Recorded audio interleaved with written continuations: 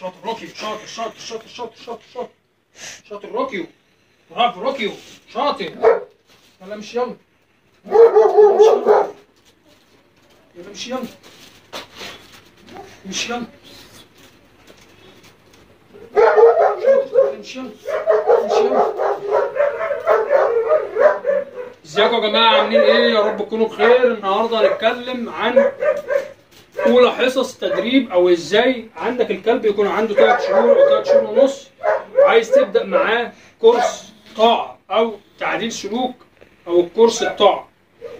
روكيو اللي انتوا تفتكروه اللي هو كان جاي عندنا يتعالج من موضوع الكساح وموضوع الانفصال في عضله الحوض ومشكله في جميع اجزاء العظم. النهارده هنتكلم عن كل حاجه عن التدريبات وازاي انت تعرف تتعامل مع الكلب. ما تفوتش الفيديو، لو انت اول مره تشوفني النهارده يا ريت تشترك وتفعل زر الجرس عشان يوصلك كل جديد. يلا نكمل.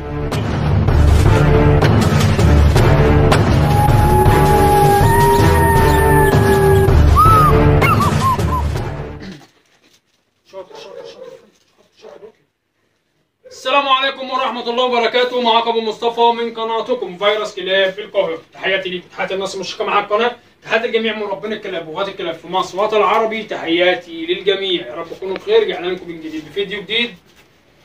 النهارده معانا الكلب روكيو، تمام، بعد ما الحمد لله بفضل ربنا شفي من الإصابة اللي كانت عنده والمشكلة اللي كانت عنده. بدأنا نشتغل معاه كورس طاعة وتعديل سلوك وحاجات زي كده. زي ما انتم شايفين الكلب ما بيمشيش بالسلسلة خالص، تمام، يعني ما يمشيش جنبك خالص بالسلسلة، تمام. زي ما انتم شايفين كده يا جماعة اهو، مهما تشد فيه هو عاوز يشد في السلسلة اهو. زي ما انتم شايفين هو عاوز يشد في السلسلة، مش عاوز يمشي.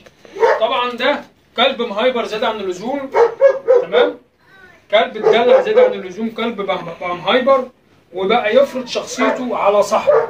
طبعا من هنا ده هيبقى يعتبر زي ما بيقولوا سوء سلوك او اسلوب عدواني من الكلب. طبعا لما انا حسيت ان الكلب خلاص هيبقى عدواني مع البشر، لان الكلب ده من الكلاب اللي هي البيوت القديمه، تمام. الكلاب دي بتبقى في طبيعياتها او في شخصيتها العناده الزياده عن اللزوم.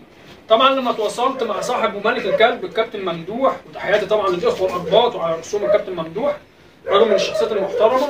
قلت له يا باشا احنا ان شاء الله بامر الله كنا احنا المفروض نسلم روكي وخلاص اتعالج والدنيا كلام. زي ما انتم شايفين كده، لو انتم تفتكروا الرجل اليمين دي كانت خالص مكسوره، وكان هو ما بيمشيش خالص، كان بيزحف والدنيا كانت بايظه معاه. اصبح الكلب بقى عدواني جدا، خاصه كمان بقى مع الاكل، مع الكلاب الجراوي الصغيره اللي زيه، مع عدواني مع الاصحاب، مع الاطفال، مع اصحاب البيت. اصبح بقى يهبهب زياده عن اللزوم، تمام. اضطريت ان انا اقول للكابتن ممدوح اللي احنا لازم ندي للكلب ده ما يعتبر يعني كورس طاقه كده مفصل، يعني مخصص كده ليه، بحيث ان هو زي ما انتم شايفين الكلب بقى عدواني جدا، وبقى في نفس الوقت بقى مش عاجبه حد. طبعا في الوقت ده لازم تكون انت صاحب الكلمه عليه وصاحب السيطره على الكلب، لان كل ما بيكبر كل ما الشخصيه بتاعته او الغريزه اللي هي شخصيه القدوه عنده هي اللي هتكون طبعا عليه. لازم من واجب اتجاه الكلب ومن واجب اتجاه المعامله الطيبه ما بيني وما بين الكابتن ممدوح، اللي انا لازم انصح له الحاجه بتاعته ولازم اعرفه ولازم ادله على الطريق الصح. طبعا والراجل استفهم الموضوع وقال لي يا باشا الكلب تحت امرك، اعمل اللي انت شايفه صح اعمله. طبعا زي ما انتم شايفين هنبتدي نعلمه اللي هو يمشي بالسلسله، لانه زي ما انتم شايفين هو رافض تماما موضوع السلسله، هو عاوز يجري ويطير ويعمل، تمام. اول حاجه خالص، تعالى هنا الكاميرا هنا، اول حاجه خالص هنعود الكلب على الرابطه اللي هو ياكل ويشرب، تمام. زي ما انتم شايفين كده اللي هو ياكل ويشرب وهو مربوط، ما يعملش اي حاجه غير وهو مربوط. واحده واحده الكلب هيتعود او هيجيله الفكره اللي انا كده خلاص، انت الموضوع بالنسبه لك خلاص. ادي الكلب كده يا مصطفى، ايوه كده بالنسبه لك الموضوع خلاص. لازم اللي انت تبقى فاهم اللي انت كلب مش انسان، ولازم تبقى فاهم اللي انت وقت ما عاوزك اهو زي ما انتم شايفين كده يا جماعه، تمام. الكلب رافض تماما موضوع الرابطه. طبعا من هنا ببتدي اللي انا اعدل سلوكه باول حاجه خالص في التدريب اللي انا اعوده. زي ما انتم شايفين كده يا جماعه الكلب عنيد جدا، لازم اعوده على طريق الرابطه الاول، تمام؟ لازم افهمه اللي انت بتعمله ده غلط. كل ده عن طريق الرابطه، يعني كل اللي انا بعمله ده عن طريق الرابطه. طيب ابو مصطفى عاوزين نخليه يقعد ويسلم كل ده مش هينفع. لازم، ما ينفعش تبدا من النهايه للبدايه، لا لازم تبدا التدريب الصح اللي انت تعود الكلب الاول على الرابطه. لان طبعا الكلب لازم في البدايه، قرب كده الكاميرا كده، الكلب طبعا لازم في البدايه يكون متعود على الرابطه، اللي هو يكون في رقبته سلسله او ليش او اي حاجه او طوق، بحيث ان هو يتعود على التدريب. لان طبعا بدايه التدريب وبدايه التعامل لازم ادربه تحت السلسله او تحت الليش، واحده واحده بفك الليش واعرفه اللي هو يمشي ويمشي جنبي ويقعد ويسلم والكلام ده كله ويثبت والكلام ده كله. كل ده مش هيعرف يتعلمه الا عن طريق الرابطه زي ما انتم شايفين كده. طب الرابطه دي يا ابو مصطفى تقعد معاه في قد ايه؟ ممكن تقعد معاه يوم، ممكن تقعد يومين، ممكن تقعد 3، ممكن تقعد اسبوع، على حسب استيعابه وعلى حسب الشخصيه العنيده بتاعته. لازم تكون انت عندك قوه التحمل. ما ينفعش الصوره كده تقرب، ما ينفعش اللي انت تيجي تربطه ساعه وتقول بقى كده خلاص يا حرام ده الكلب كده مش عارف ايه، او لا لازم اخليه يجري. لا لا، مفيش الكلام ده. خلاص ما دام بدات معاه تدريب الطاعه وبدات معاه اللي انت عاوز تدربه تدريب طاعه سليم، لازم اللي انت تكون عندك قوه التحمل الكبيره.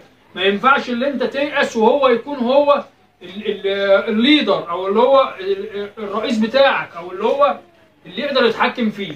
ليه؟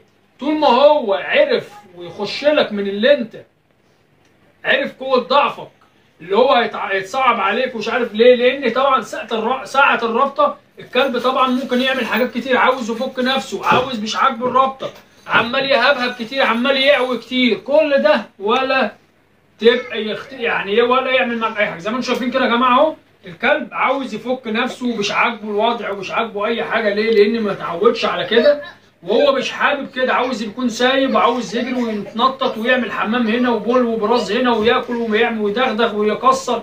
ليه؟ دي طبيعه الكلب، دي الغريزه بتاع الكلب.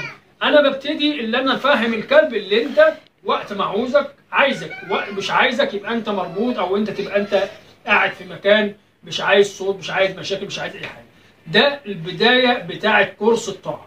يا ريت المعلومه تكون وصلت لحضراتكم ان شاء الله بامر الله واحده واحده. دي اول حصه او اولى حصص التدريب السليم. لو انت عاوز تكمل معانا السلسله بتاعه روكيو هنكمل معانا السلسله تحت امركم، تمام؟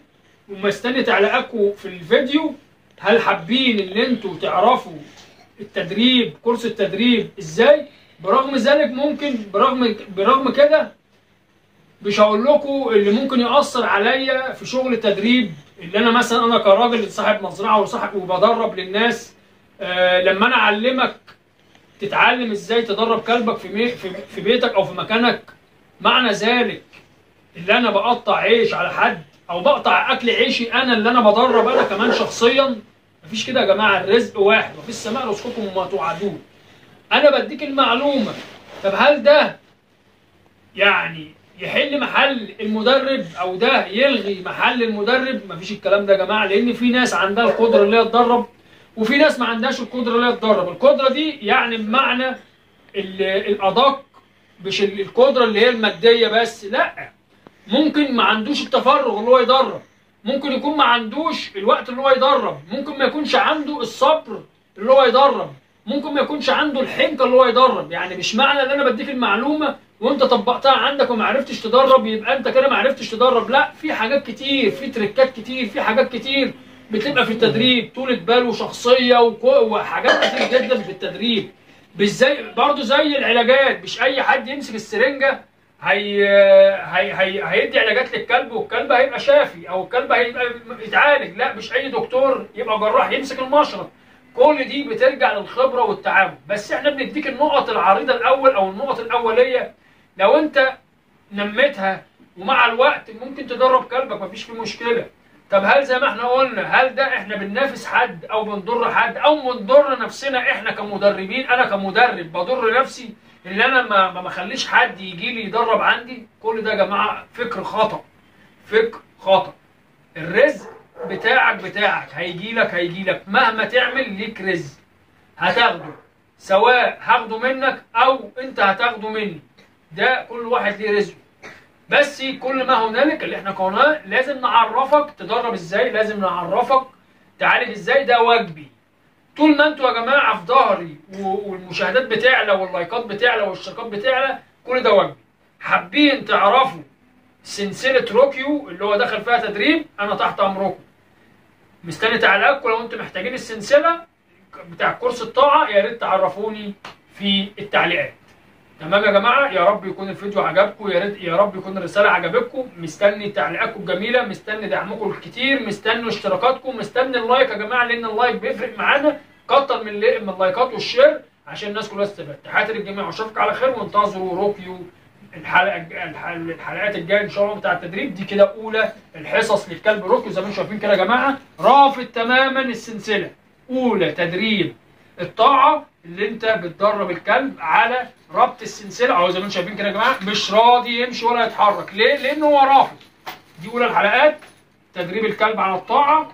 اول حاجه خالص بتيجي جنب حيطه كده عندك او ريسبشن او اي جزء عندك، وتربط الكلب في رجل كرسي، في رجل كنبه، في رجل نيش، في رجل اي حاجه عندك في حيطه، الكلام ده كله تربط الكلب يوم 2 3 لحد ما يتعود على الربطه. تفكه شويه وتمشي بيه بالليش شويه برده جنبك. لو هو اتعود على الرابطه خلاص يبقى الموضوع انتهى، بتبدا بقى تشتغل على كورس الطاعه. كل ده هنوضحه في الفيديوهات الجايه. حد الجميع اشوفكم على خير، والسلام عليكم ورحمه الله وبركاته.